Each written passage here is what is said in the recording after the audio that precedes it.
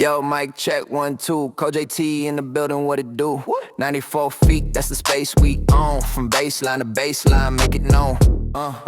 Dribble the beat, pass the rhyme. Got that hardwood flow, transcended space and time. Swish, nothing but net.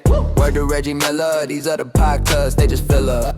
We elevate, never hate. Dropping knowledge, seal your 94 feet, that's the court, that's the pod. Talking hoops, ain't no facade. 94 feet, hit a bounce, hit a swish. It's that podcast, granting every wish. From the jump ball to the final buzzer. Analyzing plays like a lyrical puzzler. What up? Welcome to another episode of 94 Feet with Coach JT. As always, do me a favor, leave a like, subscribe to the pod, let me know what you think. Tap in, hit the website, 94feetwithcoachjt.com. Always got the merch, I'm always repping the home team, Alcorn State University. And speaking of, let me jump into my intro, man. I got to guess. She's a 2019 graduate of Alcorn State University herself. She's a powerhouse that has passion, perseverance, a woman who turned her pain into her journey into impact. Jessica is the founder of Work with Jess, LLC, built her fitness and wellness brand after surviving a near-death child experience. Through her work, she empowers women to rebuild confidence, embrace self-love, and take charge of their healing, psychology, mentally, and physically, emotionally. She also is a heartbeat behind Jess Helping Hands, a Sacramento-based nonprofit dedicated to supporting families and individuals in need through community outreach and education and wellness programs. That's the tip of the iceberg, but again, like I said, she's a fellow Alcornite, a graduate 2019, a psychology major, also a track star in her own. Jessica, thank you for coming. Appreciate you. Thank you. Thank you. That was such a good intro. Oh, man, I try. Hey, That's that's okay. To hear it out loud, Yeah, we family, though. Like I Yeah. said, off top, it's dope to be in these spaces now and share some commonalities with the college we both attended and our stories. We're going to get to them, too. But before we get to that, you didn't just end up at Alcorn. Let's go back to, tell us where you're from. People who may not know who see you or people who know, let me know where you're from. Give me some hobbies, some things that you was into growing up before we get to this college life we're going to talk about. Right. So I'm from Chicago, actually. My dad was in the Army, so he toured lots of different places, and when he joined the reserves, that's how we ended in Sacramento. Okay. So that's how I ended in Sacramento. And from like a young kid, I started at around 6 years old being active in sports. I was told I could never actually run because I had asthma.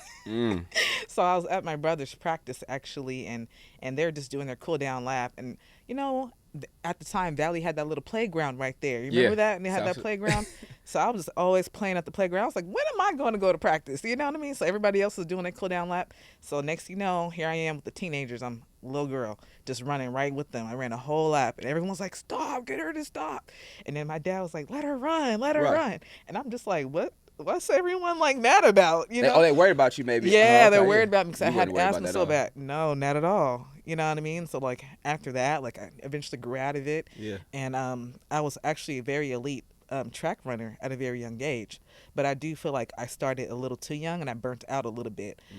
Coming into high school, that's when you start dealing with a bunch of coaches who know less than you because you become so experienced in the sport.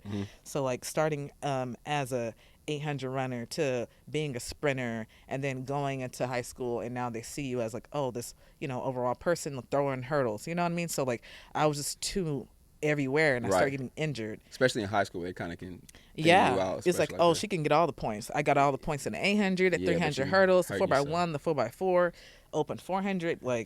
That's a lot. You can do 6 events in high school. Yeah, that's so a lot. You can do pretty much anything, and there I was just getting it. Yeah. Not complaining. Yeah. What clubs? Because I know that for a while Sacramento had a lot of track clubs. Right. Any track clubs you kind of remember earlier that you remember? Yeah. So MP Striders. So I was with MP that was Striders. that was the one in South Sac for sure. Yeah. So I was with MP Striders my whole life until the whole story of MP Striders, when they peeled off, they turned into 2 other groups. Okay. Some of them became the Sac Speed Factory. Okay. And then the other one became RPM Legacy, which practiced at Valley High School. Okay. So and then Sac Speed Factory stayed at MT. Okay. So that was kind of like a break. Split. And then prior to that, MP Striders, half of us practiced at Grant High School, and then the rest of us practiced at CRC after we stopped practicing at Valley High School. So we were always beefing and going back and forth with each other. Who's going to be on the relay? Oh, no, she's the fastest on the south side. Oh, she's the fastest on the north side. It was so it was though. racing off. You know what I mean? Being that competitive at a young age, understanding what it means. like, oh, the Yeah. Junior Olympics is coming up. Like, this is my That spot. was serious, huh? You know what I mean? Like, you know what I mean? So, like, understanding, like, competition and being able to put all these things together and work within a team, even though track is an individual sport still. Right. That's what's up. Those days was fire because them track meets used to be fire. You go out there and watch your homies run. Look, like it was lit, as they say. Who were some? I mean, talk about track. Like, I mean, back then I know some guys and women back then. But who was anybody like you was looking up to? Because again, I can remember the Michael Johnsons and the Usains when they was little. But like women's, like Gail, all them. Who were some people that you kind of looked at like, oh nah, I can get on that big stage. Or I want to get there. Just Allyson, Felix. I used to really, really love Sonia Richardson. But then something like I met Allyson Felix at Sac State. They came. Yeah, I met her multiple times, and every time I met her, I was like, this lady is so nice. Like, she just ran off the track, and she's hugging us, and she's just so elegant. I'm like, girl, I know you want to breathe. So I'm like waiting on her to breathe. I was like, wow, no excuses, just killing it at 18. You know what I mean? So I was like, I always thought like, I can really push it that far because, I felt like I was progressing so much until I just really hit a wall and I wasn't getting any faster. So I mean, right tonight. So you hit the wall as far as you. What are you kind of? Is it, like I said, starting so early or doing so much? Well, to the as point a where little you kid, I was early? running like 102. Do you know how fast that is as like a little 10-year-old? No, I don't, but it sounds crazy. 1 minute in the 400. That sounds crazy. You know what I mean? That's pretty good for a 10-year-old, right. 11-year-old. You know what I mean? So it's like, missing the coaching to kind of push you past that limit.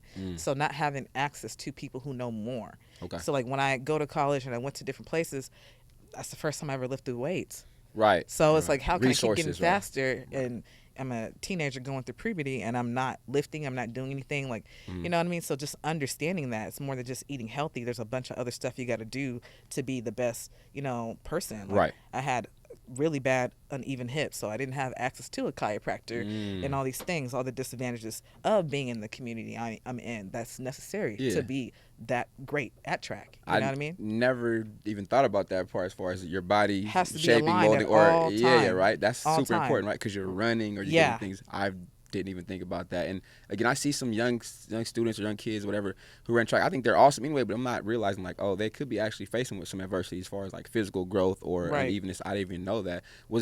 How was that? Was that painful process too? Trying to go through that, not having resources. It took me a while. Yeah, it took me a while because when I was introduced and I ran at Sac State for a semester, I initially did go there and I thought I was going to stay there, but I bumped heads a lot with the coach there. And I wouldn't mention it. Like, now I understand from my perspective that she hazed me a lot. Like, I kind of looked like, coming as a freshman, not on a scholarship, but I'm on a scholarship for like, because my dad's a veteran. So I don't need your scholarship. I'm here to school for free. Yep. Save your scholarship for someone else. But you still use me, but I build like, you want to contribute. Right, want to contribute, trying to redshirt me, but not redshirting me because there's only so many people. Like, she had like 100-something people on the team. That's a lot of people. Right? So that's like 8 people in every event just going at it. Like, hey, only 4 people travel. Wow. You know what I mean? So, this girl's not on she can't be coming here and whooping our butt. You know what I mean? So it got to a point where as the season progressed, like I went from I'm way back there to now like, hey, I'm running with the girls who run 52 seconds. That's crazy because I'm like coming in running 56. You know what I mean? Like, that's the fastest split I ever ran. So the fact that I was like able to like learn how to lift and do all these things, and I saw the improvement. So then I ended up going to Alcorn State because I just felt like this lady didn't treat me fairly. She didn't give me a true season, and I'm not used to being put on the side. Like, you know what I mean? Like, that's real. You know what I mean? I'm always You've done in this. everything. You've done so this. Yeah. It was just not good for my everything. So you made the decision to leave though. Right. Never stepped foot on Alcorn campus before you committed. Because this is always funny. People go there. Okay, so again, you said Chicago first off, then being from here, right? Woo. Yo, first, not even before you get on campus, because we can relate to this. Driving up the stretch, what was that like for you? It was crazy because we drove from Sacramento to Mississippi. Oh wow! So that was that crazy. Alone in itself, you get to see some stuff. But I've done that before, like when we went to a Junior Olympics in Kansas. So I didn't think it was going to be like, okay, I've been to someone other. Yeah, no. So as we left the Texas area, it just became more woods, and I was like, honestly, we're going the wrong way. Like, because I went to the little the little virtual tour. Yeah. I'm like, It no, looked good. it looked good. Computer It looked looked, man. You draw that stretch. Man, no, it was the track for me. It's the holes on the ground. I said, I know you playing around. And then I looked down. I was like, wait, where's the high jump pit? You know what I mean? Nothing. I said, come on now. 2015, you got That there was a rough still, year right. for us. So I'm okay now. I'm dating We myself. we were literally running in the grass because we didn't have a track. So I'm dating myself. In 2002, we're out there at 5:30 in the morning, have to run past the farm, on the track, down the stretch back. Like, it was rough. So I'm sure you still got the end of that. But the track was the holes in it. But I had something going for myself because I Okay. was cute and I could do homework, right? So give me a ride. Don't let me walk. You know what I mean? So my dad would not let me get a car. And I told him, I was like, I don't know how I'm going to survive here. Yeah. There's no Uber. There's no No, bus. none of There's no that. nothing. Like, what Walmart you trying to 45 do to minutes me? away. Yeah, like, this is not You working gonna out. survive though. And then the first time I ever left campus, Mm-hmm. we got in trouble. And it wasn't even my fault. So I was like, hey, like, what do I really like? I told my dad, I was like, honestly, it's been only a week. You ready to come and home? This ain't working out. The girls Nope. don't want to talk to me. Oh yeah, we from Cali too. Right. They're just immediately just, And you was but no. you I'm like, Yeah. dang, I came here leaving that place, you know, Yeah. trying to explore and learn more about our culture and Right. all these different opportunities, and Yeah. tuition is low and everything is paid for Right. here for me. So I'm Yeah. still winning. You know what I mean? What was So- that? Who are some people that you can recall that kind of helped you? Because again, it took a minute. I mean, my boy today, he came here actually this summer and shot episode. He was in here, man. He's from Durant, Mississippi, T. Large. But I met him my first 2 weeks, and I was like, okay, finally, because he had a car. I didn't have no car out there. I walked on and played ball, but I was like, man, I got lucky. My blessed. My grandparents stayed in Natchez, so I was cool. But I was like, how am I get there if outside having him come get me? He had a car. I said, okay, I can make it a little longer. But that first week too, I was like. Because I had been to Alcorn when I was younger, but not live, and I was like, okay, this is different. Who were some people that was influential? Like, okay, what? Let me look out for you. Because you meet some Right. home team people or somebody from out of state like that. So there was a girl on the team already from Sacramento. So I feel like she kind of low key recruited me She knew what she because was I doing.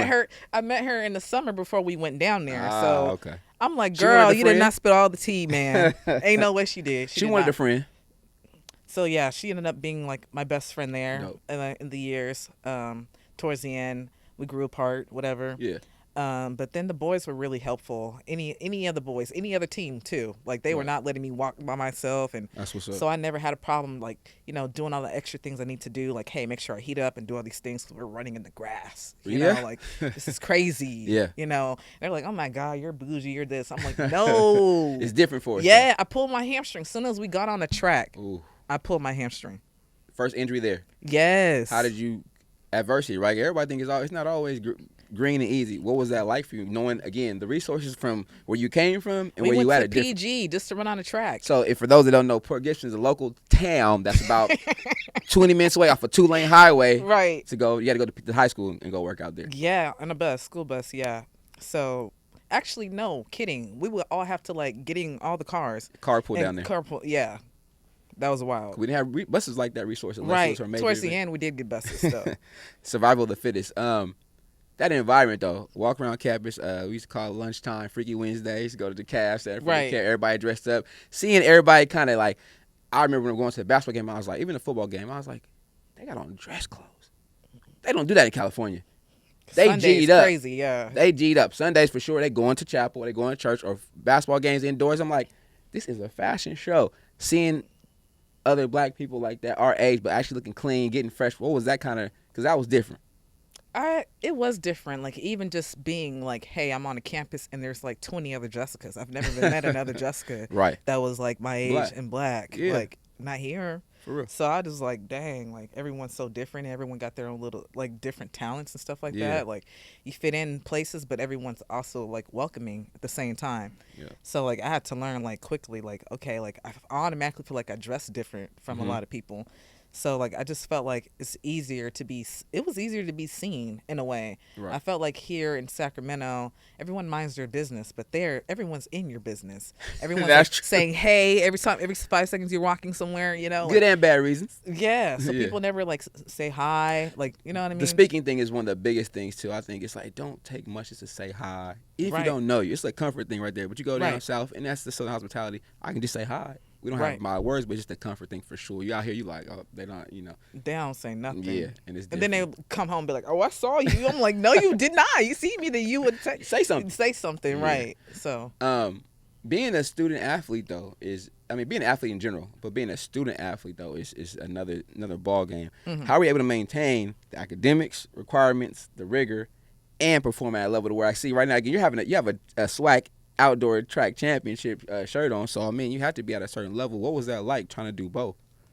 I found it actually pretty easy because at Valley I was in all the AP classes, and again I was like the only black girl in all the classes, and I just felt like it was just easy for me. Academics has always been easy. I think the hardest thing was probably like just dating or like building other deeper connections, like trying to like join different groups and stuff like that. Yeah. Was probably the hardest part. But like I was in every class. Like one year, my last year, because I told you I did 1 year at Sac State. So my last year at Alcorn, I did all the prereqs for medical school and did them all at one time.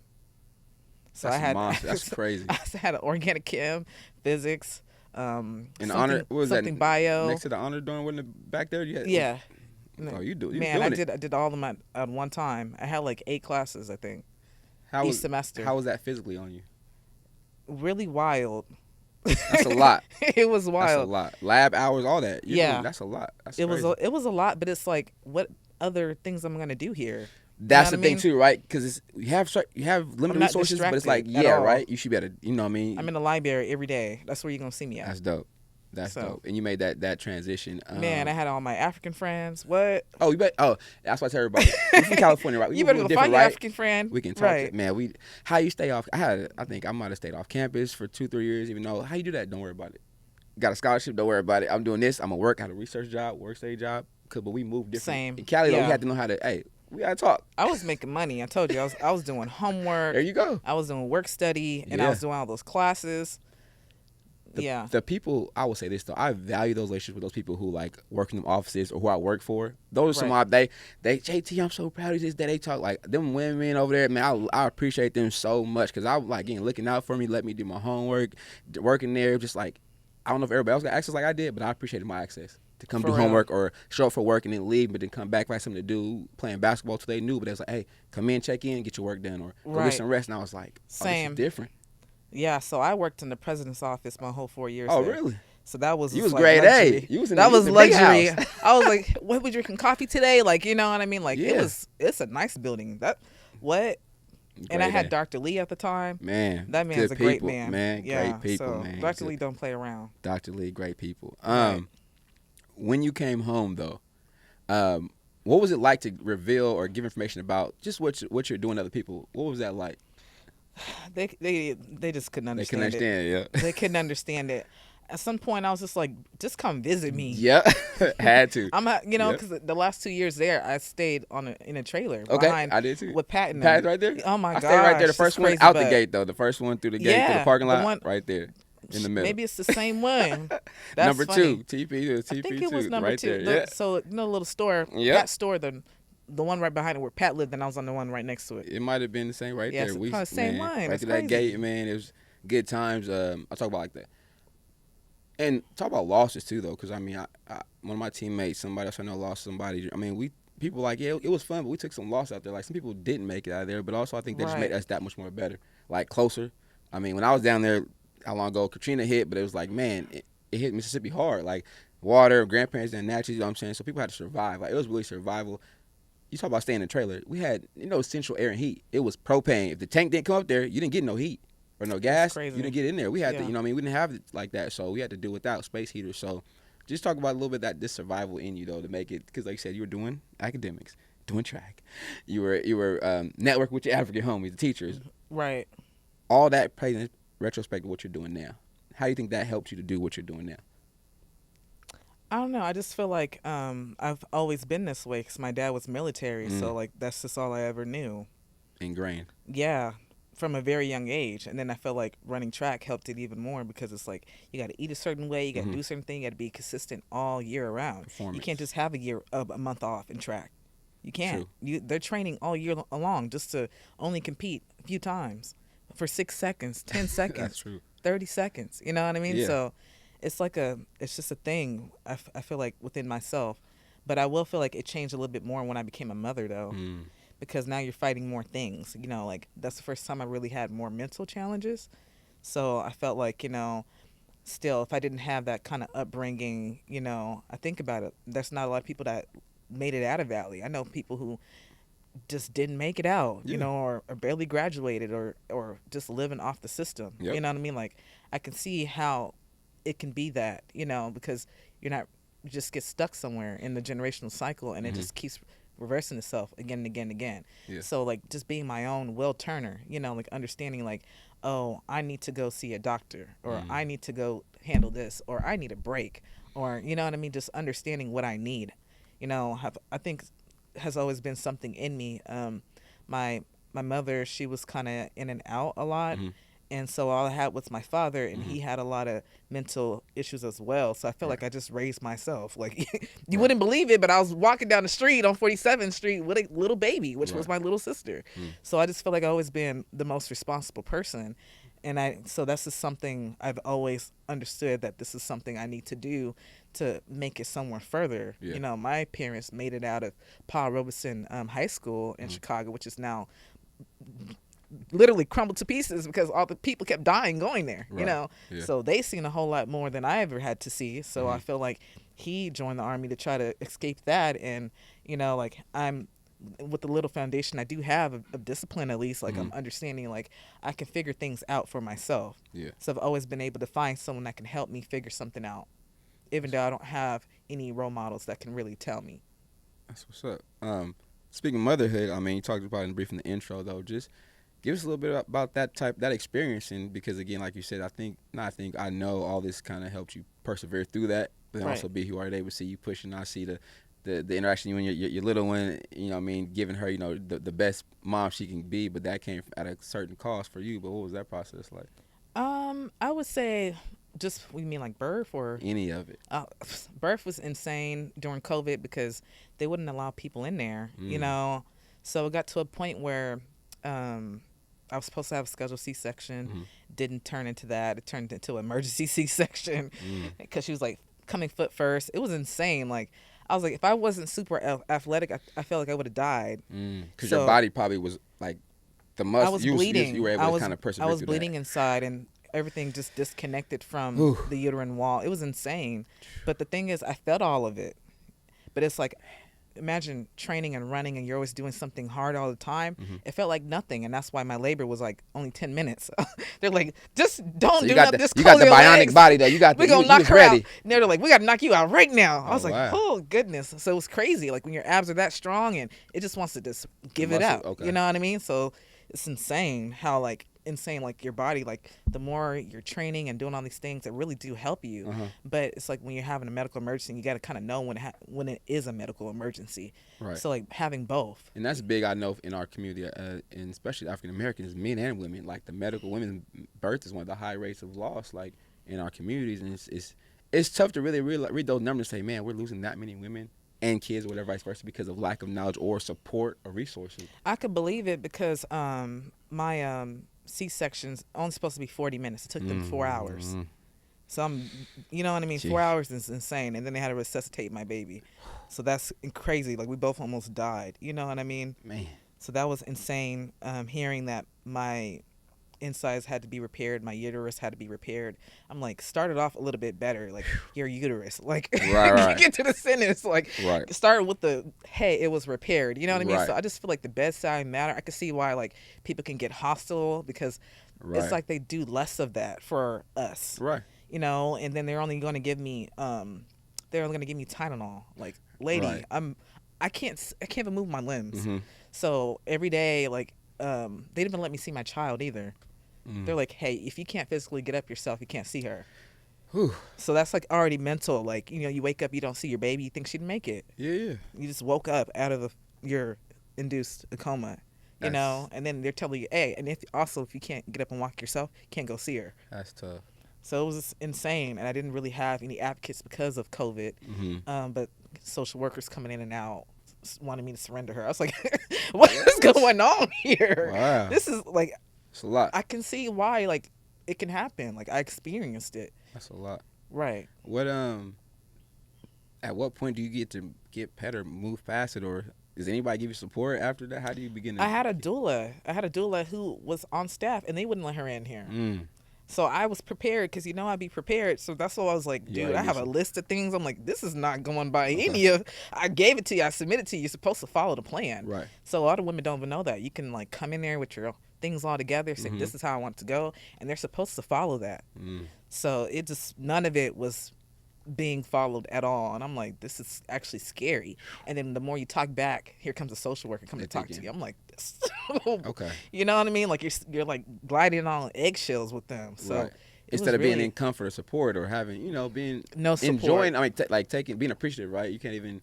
No, they let me leave. I was there for like a week and a half, and they let me leave, not even learning how to like latch her on me. Because I couldn't even move I'm trying to tell you, I couldn't even move my body. Like after 4 days, I had to go back into surgery because I was bleeding internally still. And I told them I didn't feel right, even when I woke up. That's tough. It wasn't listening to me. Tough. That is tough. Oh, I'm sorry you had to go through that. For yeah. Sure. How is the little one doing now?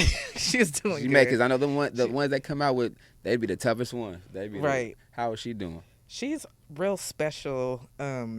She's just always been super advanced. I can see how athletic she is already. I know you've seen the videos like her running and stuff. Run. I'm like, dang, she's, you know what I mean? It's in her DNA though, so she got it. Right. Did her first little track meet at the age of 4. I was like, okay. She ran a full 100. How does that make you feel just overall, knowing what you both have been through, but now seeing her take part in activities you did, but you're coaching, supervising her, but you know what to look for, how to go. Right. How does that make you feel right now to see you guys sharing that time, that activity together? I'm just very just keeping my eyes on her and really trying to give her what I didn't have, the support with any sport she chooses. So making sure she's around the best, you know what I mean? And making sure she has all the access to things she needs. So just understanding her needs and actually listening to her, because I realized there was no one for me to talk to throughout all these things. I just was throwing something on the board and then saying, hey, this is my goal, and then figuring out how to make my own goals come true. You know what I mean? So being more of a guide, because I don't think I had a lot of that in anything I was doing, because my parents were only high school graduates as well. Right. So first generation, every single thing, first generation business owner, first generation, everything I'm doing. Yeah. So that was really kind of challenging to figure out for sure. Yeah. I got to talk about this championship real quick. Right. What was that season like for you?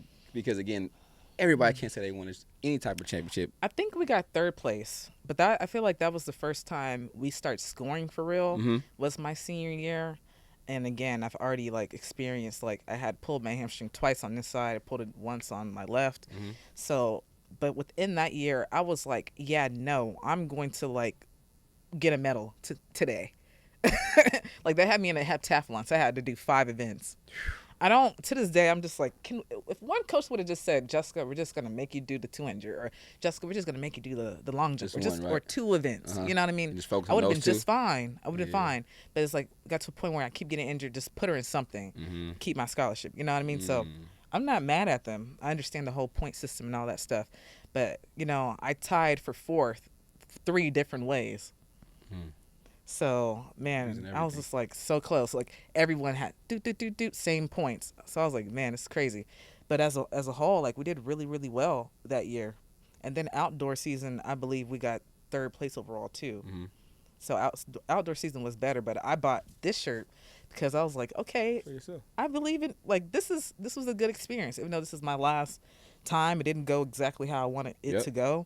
But I felt like I gave it my all, and I PR'd in some of the events I did. That's good. So even though we didn't have no high jump mat,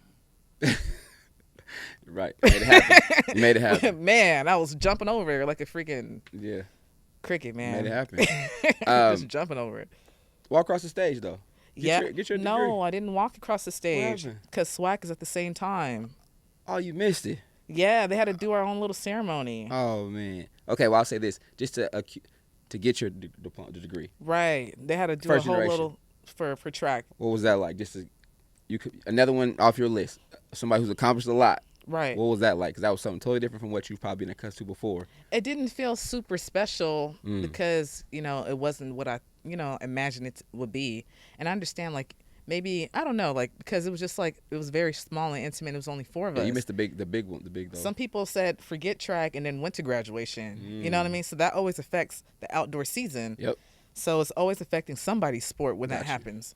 So it kind of sucked, but it's like, hey, I wanted to complete this out because I don't like how indoor finish. So I want to, go for it for one more time. So cool. yeah. That's what's up. All right, before you go though, I got some little stuff for you. I'm with my mic. I probably shouldn't do this, but it's for y'all can see it too. Got to bring the home team. Got a couple beanies for her, some swag items she can take with her.